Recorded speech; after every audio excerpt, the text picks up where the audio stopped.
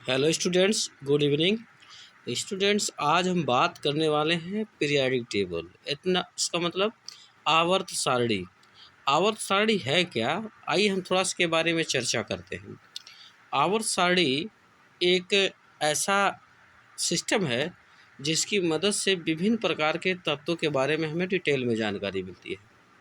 इस अर्थ में वैज्ञानिकों द्वारा जितने भी एलिमेंट्स खोजे जाते हैं उन सभी के गुणों का अध्ययन करने के बाद में उनको एक टेबल बना के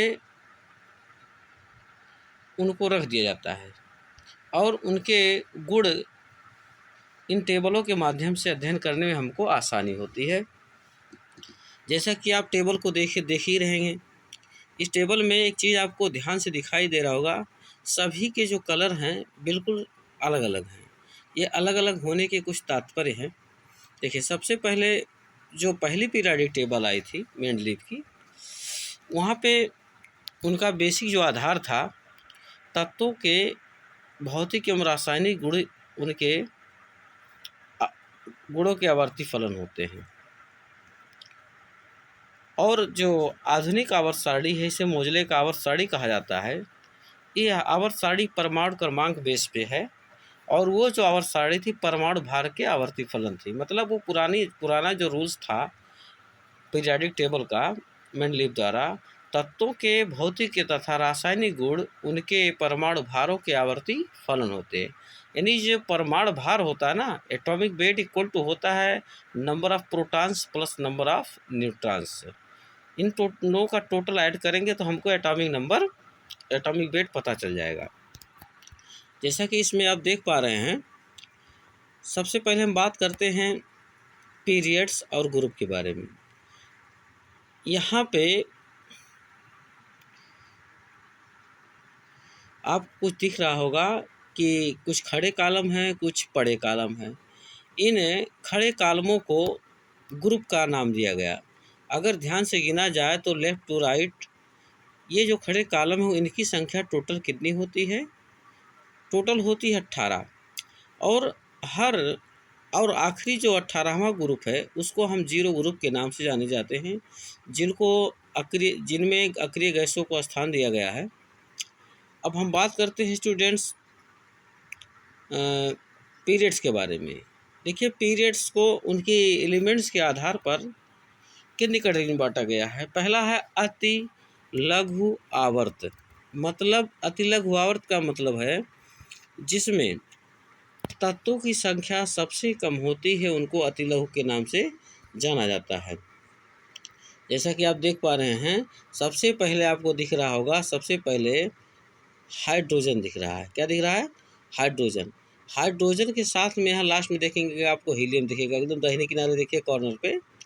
यहाँ पर एलिमेंट्स की संख्या है 2, इसीलिए इनको अति लघु कहा गया। उसके बाद में आते हैं हम पीरियड नंबर 2 पे। इनको हमने क्या कहा? लघु। पीरियड नंबर 3 को लघु। और पीरियड नंबर 4 जो पोटेशियम से शुरू होता है और रुबिडियम से शुरू होता है, इनको कहते हैं हम दीर्घ। राइट। और दीर्घ के बारे में उसके बाद में आता है आपका 6वां और 7वां। इसको कहा जाता है अति दीर्घ। मतलब इसमें एलिमेंट की संख्या ज़्यादा होती है, सबसे ज़्यादा होती है।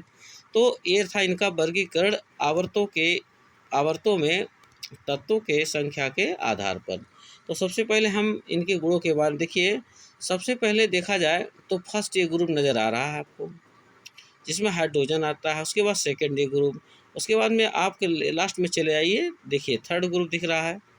ये थर्ड ग्रुप जो आपको दिख रहा है, 4th, 5th, 6th और 7th और लास्ट में आपको जीरो ग्रुप मिल रहा है, जिसको 8A के नाम से जानते हैं। राइट।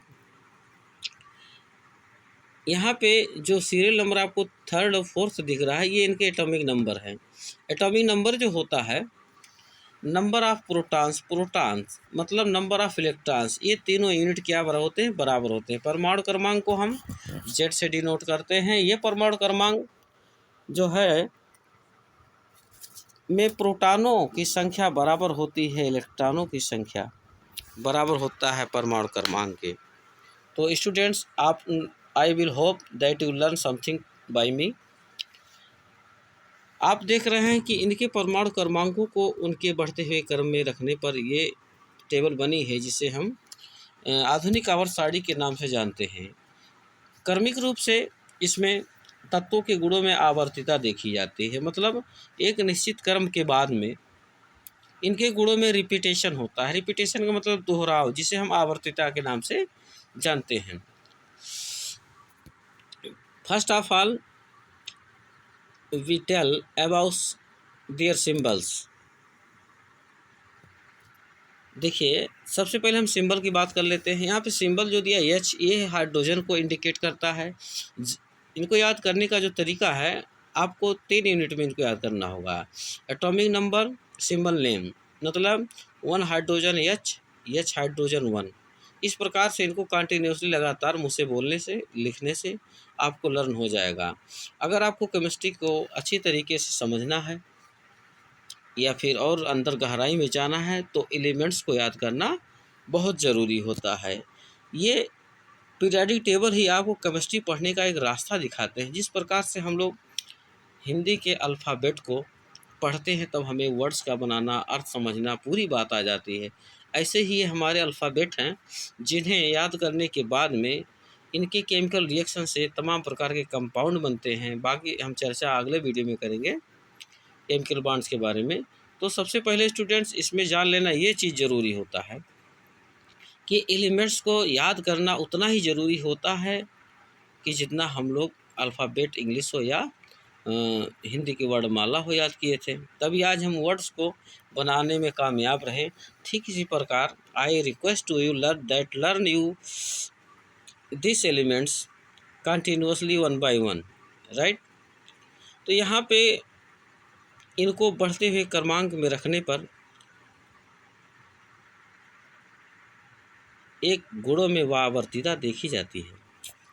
आवर्तिता के कारण इसका नाम पीरियोडिक टेबल पड़ा, राइट।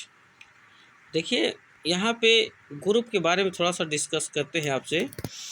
यहाँ पे ग्रुप फर्स्ट, ये आपको दिख रहा होगा, तो ये फर्स्ट ये इंडिकेट करता है कि in this group all elements having 1 electron in their last shell. मतलब क्या निकलता है कि फर्स्ट ये आपको बताता है कि इलेक्ट्रॉनिक कॉन्फ़िगरेशन बनाने पर इनके बाह्यतम कोश में एक ही इलेक्ट्रॉन होता है, इसलिए इनको फर्स्ट ये में रखा गया है।